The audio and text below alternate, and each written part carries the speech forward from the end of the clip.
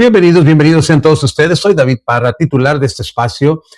Pues esto siempre repitiendo que es un proyecto que tiene la utopía de cambiar el mundo. Hemos estado repasando 2500 años de historia mundial. Nos encontramos en el siglo XX estudiando la Guerra Fría. En esta ocasión, la Guerra Fría se traslada de nuevo a Europa del Este, no sin antes dar un paso, digamos, por el Medio Oriente con el Canal de Suez. Así es que le agradecemos mucho que nos ayude a compartir estos programas para que aparezcan en su muro y para que más personas los vean. Así es que vamos a pasar entonces a abarcar lo que tenemos para ustedes, no sin antes seguir dándole el crédito completo a Diana Uribe. Diana Uribe es una historiadora colombiana que tiene un canal que les recomendamos muchísimo que lo busquen en YouTube, y todo lo que abarcamos aquí es simplemente lo que ella habla de estos temas. Es impresionante. Y por favor, háganse ustedes un favor, busquen su canal y escúchenla de viva voz, que no hay como Diana Uribe. Nosotros tratamos de hacer un pequeño esfuerzo resumiendo algunas cosas y siempre con la idea de llegar al presente, porque tenemos la utopía de que el mundo tiene que seguir cambiando. Creo que no es necesario convencer a nadie que el mundo está en caos y que es necesario cambiarlo para tener un mundo mejor. Muy bien, pues esto es lo que tenemos entonces para ustedes, y muchas gracias de nuevo por compartir estos programas para que aparezcan en su muro. Muchísimas gracias de nuevo. Y bien, pues entonces aquí vamos con el bosquejo. Es la Guerra Fría de vuelta a Europa del Este, la rebelión de los húngaros. En este caso vamos a hablar de un tal Nasser, del canal, relacionado con el canal de Suez, y hablamos también de un Medio Oriente de conflictos, y de Hungría, regresando a Europa del Este. Vamos a hablar de su identidad, su actitud, su búsqueda de libertad y su aplastamiento por parte de la Unión Soviética. Muy bien. Nasser, el canal de Suez y un Medio Oriente de conflictos. La Guerra Fría empieza en Europa Oriental, se extiende a Asia, de ahí al Medio Oriente, y a través de la crisis del petróleo con Irán y del canal de Suez con Egipto.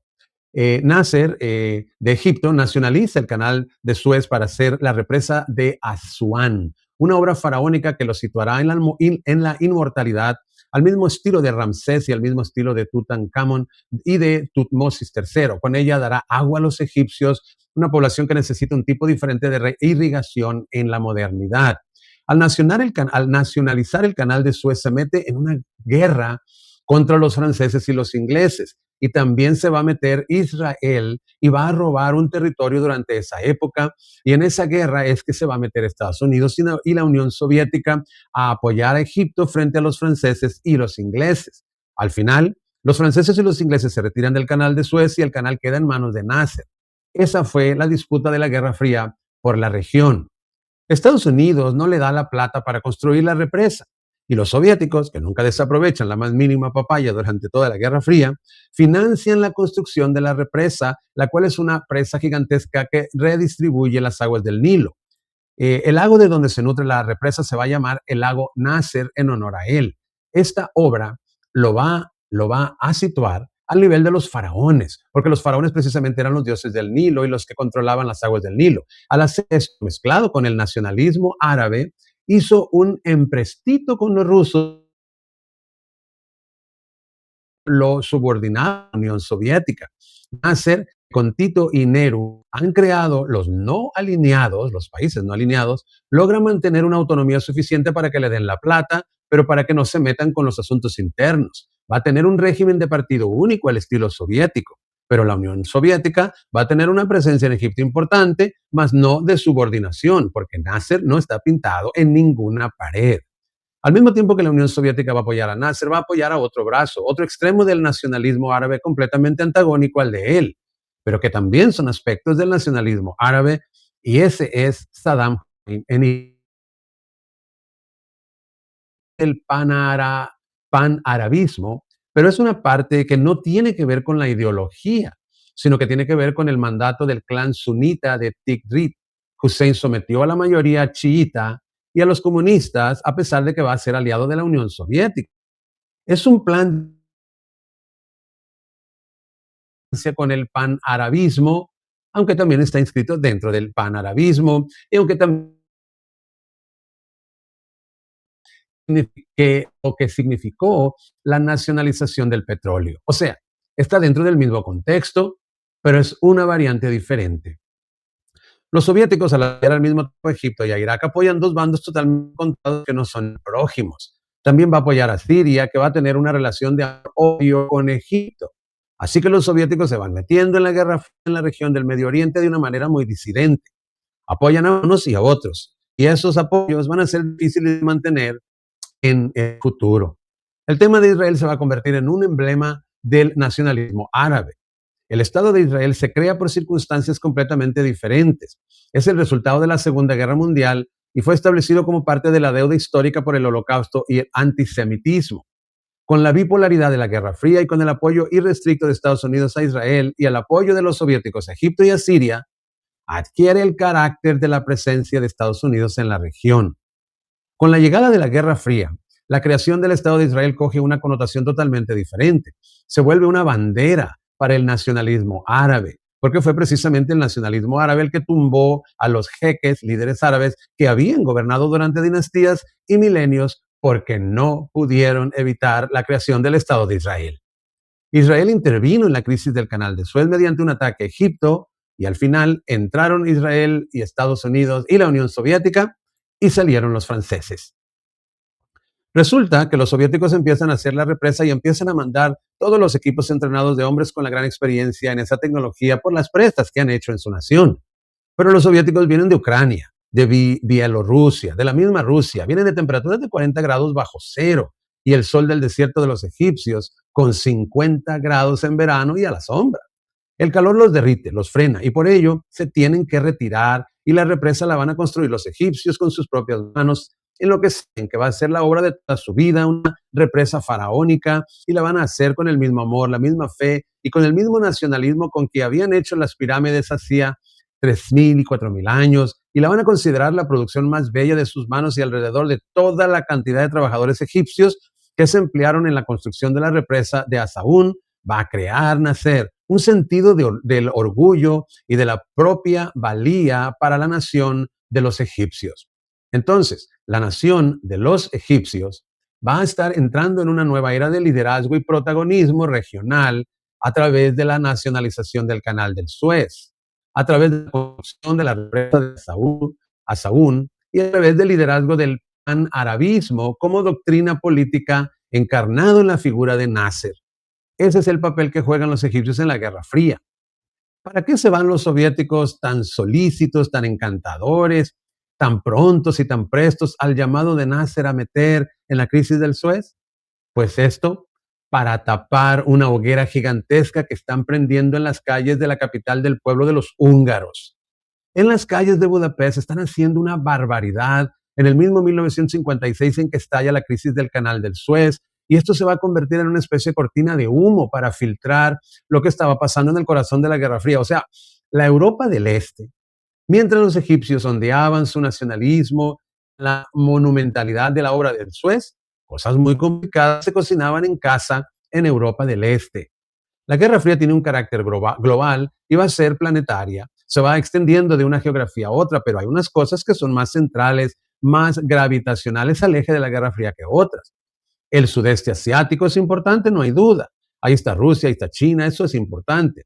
El Medio Oriente es vital, el petróleo va a ser la razón del poderío político y todo eso, pero Europa del Este es central, nunca va a dejar de serlo. A lo largo de este orden mundial es el corazón de todo el conflicto.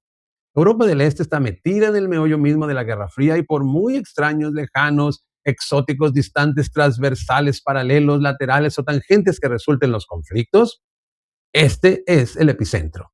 Por eso todo lo que tenga que ver con Hungría, con Berlín, con Polonia, todo lo que tenga que ver con la República Checa, es lo que llamaríamos rancho para los soviéticos, porque eso sí es su área de influencia específicamente pactada en Yalta, específicamente pactada en Potsdam. Lo que tenga que ver con esto Es directamente una situación de seguridad fundamental para la Unión Soviética. Y lo que va a pasar en Hungría va a afectar el poderío soviético en sus mismas barbas, en sus mismísimas narices, porque va a ser un punto culminante, un punto de reformas, de rupturas que pone en jaque el poderío de la Unión Soviética, lo cuestiona y lo pone en entredicho. Además, algo que no se podía cuestionar durante toda la Guerra Fría era el Pacto de Varsovia. Lo mismo que en Estados Unidos hay disidencias y hay distintas posiciones frente a la Guerra Fría, por ejemplo, en Vietnam con el movimiento antiguerra, lo mismo que vimos, fracciones, disidencias, confrontaciones políticas respecto al papel que Estados Unidos estaba jugando en la Guerra Fría, lo mismo la habrá en la Unión Soviética y lo mismo las va a haber en los bloques de la Europa del Este. A su manera, no a lo bestia, pero también. Un día se escuchan rumores de unos generales que van a ser arrestados, que era normalmente lo que se hacía cuando ya iban a darse las tremendas purgas que tantas veces habían sacudido el sistema estalinista. Pero no, esta vez no se trataba de purgas. Esta vez era el año 1953 y ya había muerto José Stalin. Al morir José Stalin, cambia el panorama. Muere una era completa del mundo de los soviéticos. Stalin era un tipo que se puede entender mucho más como zar que como comunista, porque como zar hizo lo que tocaba, lo que haría Pedro, lo que haría Iván, que era feriar absolutamente cualquier interés en nombre de la Santa Madre de Rusia. A España no la despedazó y no se la mandó a los lobos. El pacto de no agresión con Stalin fue una manera también de proteger terriblemente los intereses de la Unión Soviética. Hizo lo que tocaba para volver a retomar los territorios. Volvió a incluir a Lituania, Letonia y Estonia, que habían sido entregados por Lenin para poder completar el proceso de la revolución y sacar a Rusia de la Primera Guerra Mundial. Todo ese territorio que se había perdido lo recuperó y cuando muere Stalin, esto vuelve a tener sus clásicos 22 millones de kilómetros cuadrados, la sexta parte del planeta Tierra, la sexta parte de esa superficie era la Unión Soviética con sus 15 repúblicas. Eso es lo que entrega Stalin, una nación industrializada. ¿Cómo la industrializó? A lo bestia. La industrializó mediante un proceso que se conoce como la colectivización forzosa. Era destruir el campesinado como clase social mediante sistemas de deportación que los desligara del profundo vínculo con la tierra, pasando a los chechenos para Kazajistán, a los kazajos para Ucrania y así. Era por un lado desplazar, y en el sentido literal de la palabra, desplazar a los campesinos de la tierra a la cual estaban visceral y místicamente ligados desde tiempos inmemorables y en los que se calcula murieron entre 6 y 14 millones de campesinos durante los procesos de traslado y colectivización forzosa. El otro lado de este régimen fue la rusificación, que consistía en poner población rusa en cada una de estas repúblicas, de manera que se cambiara el equilibrio de la correlación de fuerzas y la influencia rusa empezar a primar. Empezaron a perseguir las religiones locales, las religiones chamánicas, la religión en general. La religión ortodoxa fue madre y corazón de Rusia. La religión chamánica, tan arraigada en la región de Buriatia, de donde vienen los chamanes. Allí se cambiaron inclusive sus licores locales por el vodka. Los licores locales eran lo que ellos ofrecían a los espíritus. Ahora les ofrecerían vodka. Y se da una imposición de la cultura rusa sobre todas las demás repúblicas, teniendo en cuenta que la Unión Soviética estaba conformada por un montón de repúblicas de orígenes culturales totalmente distintos. Eran las bálticas, Letania, Letonia y Estonia, que son germano-escandinavas. Esas no son ni prójimo. Las eslavas, que son la nación misma, Ucrania, Rusia y Bielorrusia, son el núcleo histórico porque esta es una nación eslava en su fundamento.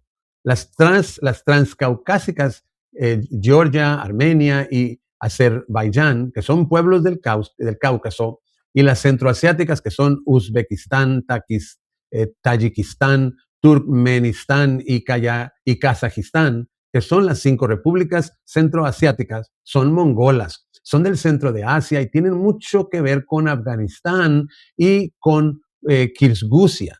Kirguisia es una de las Kirguistán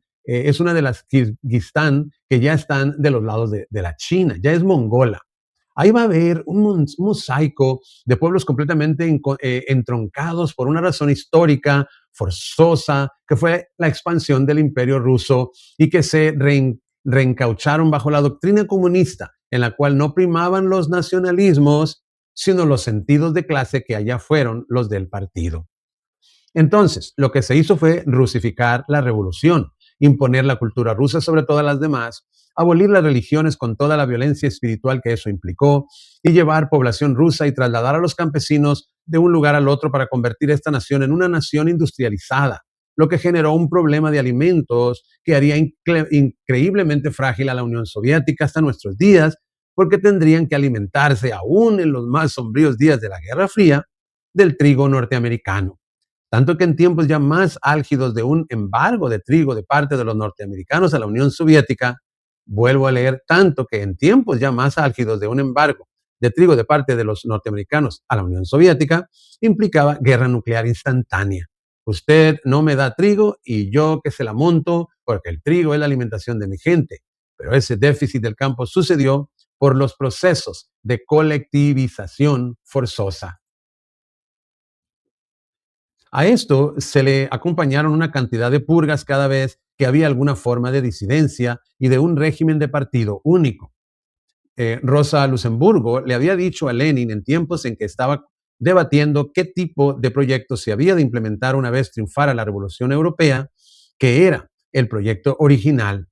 Ella Ella le decía, mire, la tesis de un partido único que suplante a una clase, que represente a una clase social como una especie de iluminados, es muy peligrosa, porque el partido terminará no representando, sino suplantando a la clase social, y eso terminará siendo una dictadura. Dicho y hecho, así fue. La revolución nunca triunfó en Alemania. La revolución nunca triunfó en Alemania, sino que triunfó en la revolución rusa. Y la versión rusa, pues así quedó a lo ruso. Entonces, esto se va a volver un régimen del Partido Comunista y dentro del Partido Comunista va a estar el Comité Central, el Comité Ejecutivo y el Secretario General. Ahí va quedando uno que es el mandamás. Y este mandamás era Stalin. Stalin hizo unas purgas absolutamente aterradoras. Mató millones de personas y creó un sistema de represión frente a la disidencia muy parecido al nazismo. Si usted lo ve en términos de cómo se trataba a la gente, porque había campos de concentración para los disidentes, presos políticos y asesinatos selectivos y esporádicos, pero masivos.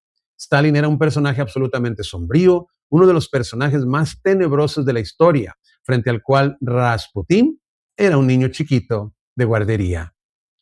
Hay una película que se llama El Círculo de Poder que cuenta el grado de terror y devoción que simultáneamente producía Stalin y el grado de sumisión y esclavitud que a través del más brutal terror producía sobre la gente. Cuando muere Stalin, a la media hora hay que ir a matar a Beria, porque ese tipo no puede sobrevivir 45 minutos a la muerte de Stalin. Pero es que no se atreven ni a matarlo porque es el mero demonio encarnado. Les toca llamar a Chukot, el héroe de la Segunda Guerra Mundial, para poder matar a Lavrenti Beria, nombre de la infamia universal de los asesinos del planeta. Una vez que matan a Beria y a Stalin, lo embalsaman, le hacen todos los homenajes, todo lo que tú quieras. Una vez que pasa eso, va a subir otro personaje que le va a dar un viraje histórico a todo el rumbo de la era soviética y se va a llamar Nikita Khrushchev. Nikita Khrushchev sube y empieza a denunciar los crímenes del estalinismo en el famoso discurso secreto que pronunció una noche a puerta cerrada en una reunión del Comité Central del Partido Comunista, en el cual dijo que Stalin había sido un asesino del tamaño de un genocidio y empezó a denunciar los horrores del régimen estalinista y su tratamiento de la disidencia y su justificación de la revolución como objetivo por medio del cual la muerte de millones de personas estaba previamente justificada porque eso era tan supremamente invencible y poderoso que todo el mundo debía morir en su nombre. Esa postura de la historia se volvió también una ideología y se reprodujo en muchas partes de esa manera. Nikita Khrushchev contó cómo habían, mediante tortura, adquirido la confesión de muchos comunistas honestos que iban a ser purgados porque en algún momento no compartían una posición. Eso fue lo que contó y empezó a dar un proceso de apertura.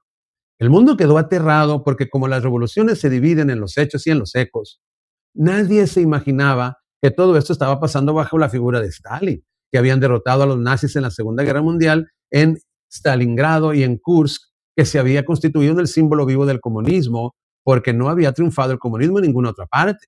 Esto había sido como un baldado de agua fría.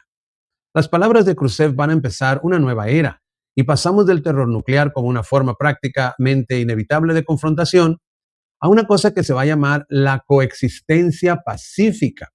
Podemos coexistir pacíficamente, podemos empezar a darle un viraje, podemos empezar a tener reformas. Cuando se dice que vamos a empezar a tener reformas, que va a haber una apertura, se abre la caja de Pandora, porque como hay tantos pueblos metidos en a la brava aquí, por un lado los soviéticos y por otro lado la Europa del Este. Recordemos que la Europa del Este no tuvo opción, nadie les preguntó, ¿cómo les parece? ¿Qué opinan? Nada. Al darse este tipo de apertura, inmediatamente en Europa del Este se da el mensaje y la luz verde para empezar a plantear posturas autónomas frente a la Unión Soviética.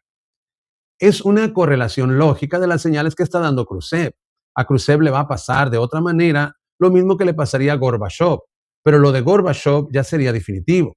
Y es que el drama de los reformadores es que resultan demasiado tibios para aquellos que desean cambios fundamentales y demasiado osados para aquellos cuyos intereses se ven amenazados por estos cambios. Desde el punto de vista del ala tradicional del Partido Comunista, esto era la locura furiosa, el horror y vámonos. Y desde el punto de vista de todos los que sentían como un yugo, este orden político, pues era un alivio, pero cada uno iba a querer cada vez más. Y como aquí todo el mundo está a la brava, esto se va a poner complicado. Primero, va a haber una rebelión y una forma de buscar una disidencia y un nuevo planteamiento político. ¿Adivinen dónde? Pues en Polonia. ¿No ve que Polonia es la que siempre lleva la vanguardia? Porque es la que ha sido anexada por los rusos una y otra vez. ¿Se acuerdan que le habían disuelto como Estado Nacional? Perdón, como Estado Nacional, sí. ¿Recuerdan que luego la habían vendido a los alemanes en la guerra y luego la habían invadido después de la guerra y la habían metido allá? Entonces hay una rebelión y esa rebelión va a estar liderada por Gomulka y Gomulka, que es el líder polaco, va a plantear un modelo de apertura con respecto a la manera como se estaba dando el yugo soviético, digamos, al rigor soviético. Y en un principio, Khrushchev lo permite y dice, bueno, no, digamos, hay una confrontación, pero el hombre dice, bueno, pues sí, hagámoslo más adelante. Los va a aplastar. A los polacos nunca les va a perdonar una, ni se van a creer.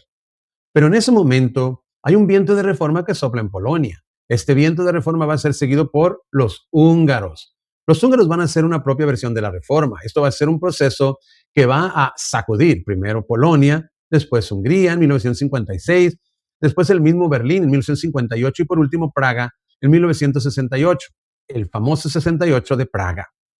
Estos procesos de intentar una reforma y una autonomía frente al régimen soviético van a ser aplastados dura y violentamente y van a impedir que a la postre la Unión Soviética pueda autorreformarse.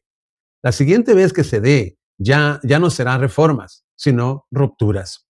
La historia de alguna manera se trazará en estos años y con estos sucesos. Pero en un principio el mensaje era que estaban cambiando las cosas y que se estaba dando un espacio político que antes no existía. Con esta idea salieron los húngaros a la calle, pero ahí se moverían las bases mismas del sistema soviético con respecto al Pacto de Varsovia. Así que habría de desencadenarse un episodio terriblemente dramático en la historia del pueblo húngaro. Resulta que los húngaros son un pueblo que tampoco está pintado en la pared. No son eslavos, así como los persas, Irán, no son árabes, sino elamitas y hablan farsi. Pueden ser islámicos, pero no son árabes. Así los magiares, o sea, los húngaros, no son eslavos. Los húngaros son magiares, son un pueblo de la estepa central del Asia, más del Altai, de los montes Altai, que va a tener una migración contemporánea a las migraciones de los eslavos y se van a asentar en la península y en la Europa del Este en un mismo tiempo, pero ellos no son eslavos. ¿Qué quiere decir que no sean eslavos? Que ellos no participan del pan-eslavismo como proyecto histórico porque no forman parte de él. No están en el marco del mundo de los eslavos, pero están en el corazón del mundo eslavo, rodeado de eslavos por todas partes. Ahora, ¿cómo era que ellos formaban parte del imperio de los austriacos con los burgos? Ellos no formaban parte del imperio ruso, eran los rivales del imperio ruso. En el momento que Rusia tenía su gran imperio, Austria-Hungría, el gran archienemigo, era parte de ese proyecto austrohúngaro. Los húngaros llegaron en el año 1000 y más o menos desde el año 1000 empezaron a conformar una nación. Los húngaros tienen todo el pueblo por delante. Ese pueblo magiar ha creado una cultura y un idioma propio. Ese pueblo es el que ha desarrollado toda una historia en Europa, una historia suya, una historia musical, una historia totalmente distinta. Ellos formaron parte con los Habsburgos del gran imperio austrohúngaro y reinaron en Europa y tuvieron, digamos, un lazo muy fuerte con Occidente. En la medida en que estaban en el tren de los austriacos, estaban en el tren de los occidentales de igual manera. Luego se va a disolver el imperio, le van a quitar una porción enorme de territorio a Hungría, una parte de la cual sería la Transilvania y la Valaquia, que quedarían con la Valaquia, que la desbaratan y la vuelven Rumania. Todo eso lo van a desbaratar. Ellos van a perder mucho después de que cae el imperio. Y esa pérdida y, digamos, esa indefensión política en la que quedó Hungría después de terminada la Primera Guerra Mundial, va a hacer que durante la Segunda Guerra Mundial los nazis puedan tener un espacio político importante y ver una pro que se llamen cruzadas. Y bueno, Hungría era virtualmente un aliado de Alemania, además porque lo suyo eran los austriacos estaban anexados con los alemanes y entonces los húngaros quedaron con la misma nostalgia de imperio que los austriacos tenían metidos en ese mismo tren de nuevo. Y entonces los húngaros quedaron con la misma nostalgia de imperio que los austriacos tenían metidos en ese mismo tren. Los húngaros no solamente estaban en ese tren, sino que también hicieron su propia revolución contemporánea a la bolchevique. Complejo el asunto. También tuvieron sus partidos comunistas, sus consejos obreros, también hicieron una revolución y esa revolución corrió a encontrarse con la bolchevique, pero el imperio austrohúngaro creó un tapón que impidió que se juntaran los dos ejércitos revolucionarios y la rebelión comunista húngara fue aplastada por el imperio austrohúngaro durante la Primera Guerra Mundial en 1918, cuando se estaba consolidando la revolución bolchevique. Y después es que queda toda debilitada parte del imperio y después entran los nazis y hacen una virtual alianza con el gobierno húngaro y queda metida en el tren de los austriacos y en el tren de los germanos. Su destino va a ser sumamente complicado, porque después de la Segunda Guerra Mundial, Hungría va a ser tratada como país ocupado, lo cual es sumamente ofensivo para ella, porque era y no era, pues sí, eran aliados, pero fue una situación de indefensión política la que los llevó a eso y de todas maneras ellos sentían que merecían un tratamiento diferente. Ellos ven a los rusos de igual a igual. Son Estado, hacen lo mismo que los rusos, son imperio como fueron los rusos, fueron revolucionarios como fueron los rusos, tuvieron sus consejos obreros como tuvieron los rusos. Así que a cuento de qué, o sea, ellos no ven a los rusos de ninguna manera ni como una potencia, ni como un imperio superior a ellos. No le atribuyen la autoría moral que otros pueblos sienten por la Santa Madre y ni siquiera son eslavos, como para que uno diga que es que el pan-eslavismo no albergan esos filosentimientos serbios que sienten que Rusia siempre es su protectora y su madre hasta nuestros días. No, Hungría nada que ver, otra cosa. Los húngaros además ni siquiera hablan lenguas eslavas, porque no son eslavos. Ellos hablan una lengua que solamente ellos hablan, una lengua magiar que es el húngaro. Entonces realmente no tienen como ninguna razón por la cual respetar o particularmente acatar a la Unión Soviética, ni mucho menos. Así que cuando les dan papaya, la más mínima, cuando vienen los vientos de reforma de Khrushchev el ruso y cuando ven que el resultado de Polonia es relativamente fresco, Gomulka sigue en el poder y se va dando unas reformillas. Ellos dicen, bueno, aquí no peco, esta es la mía, vamos por ello.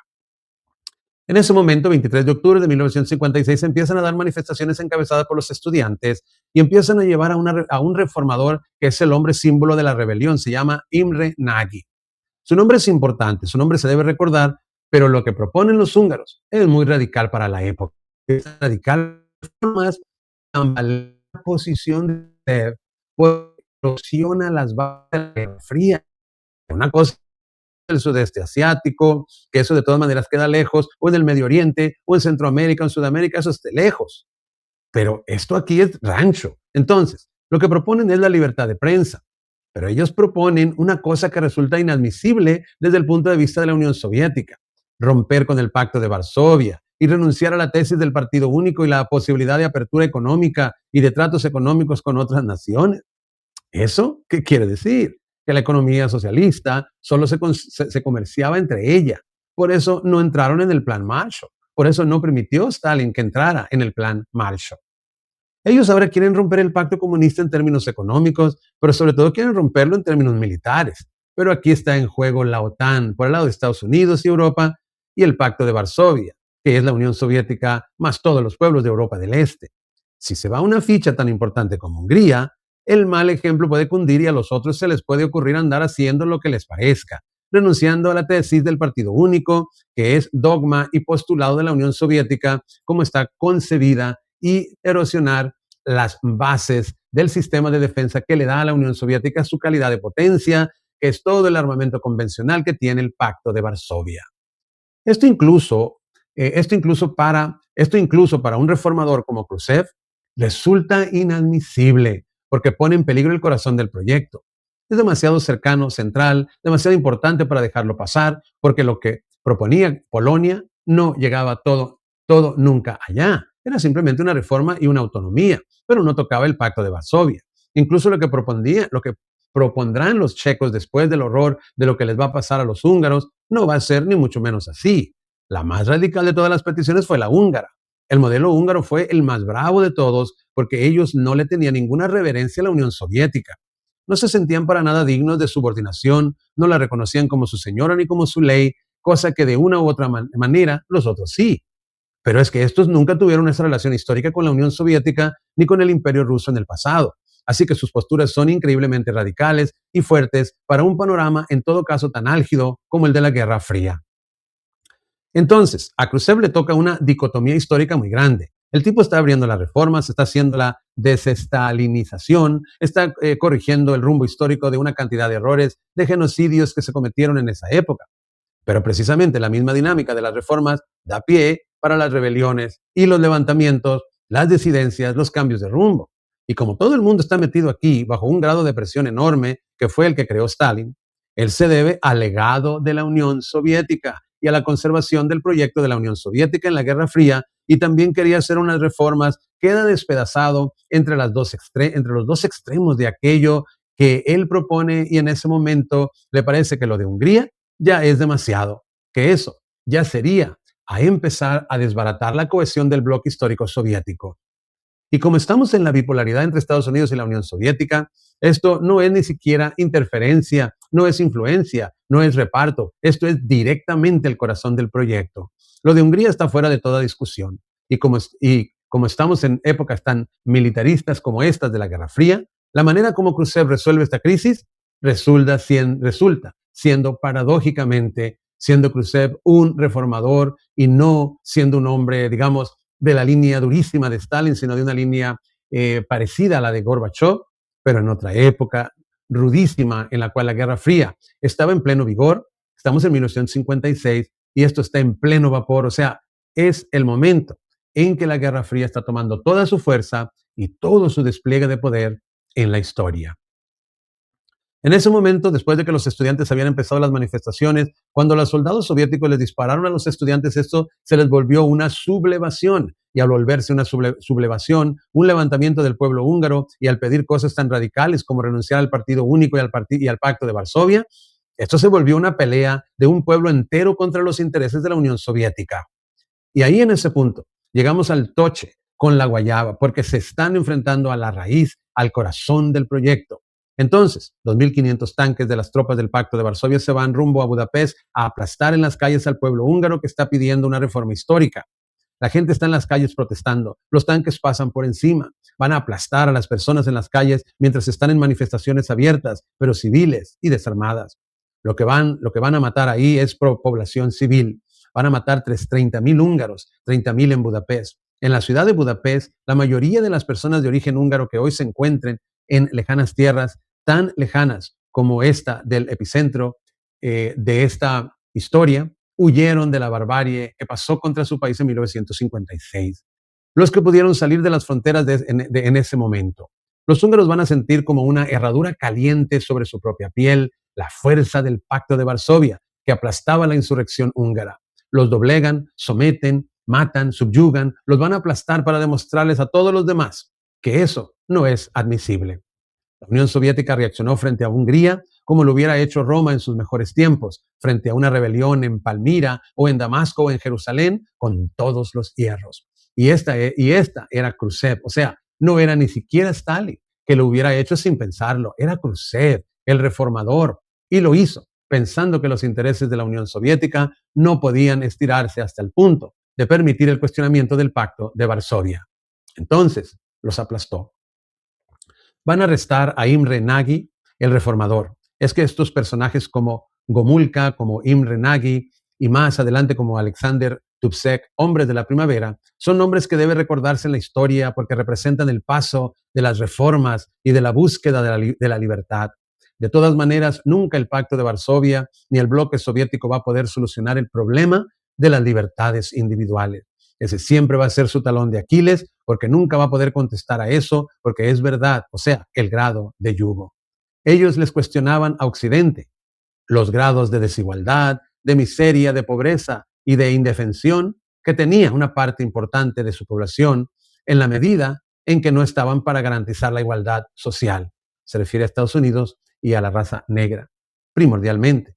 Pero a la vicecontra, a ellos siempre le reclamaron el tratamiento brutal y la ausencia de garantías democráticas, políticas o civiles.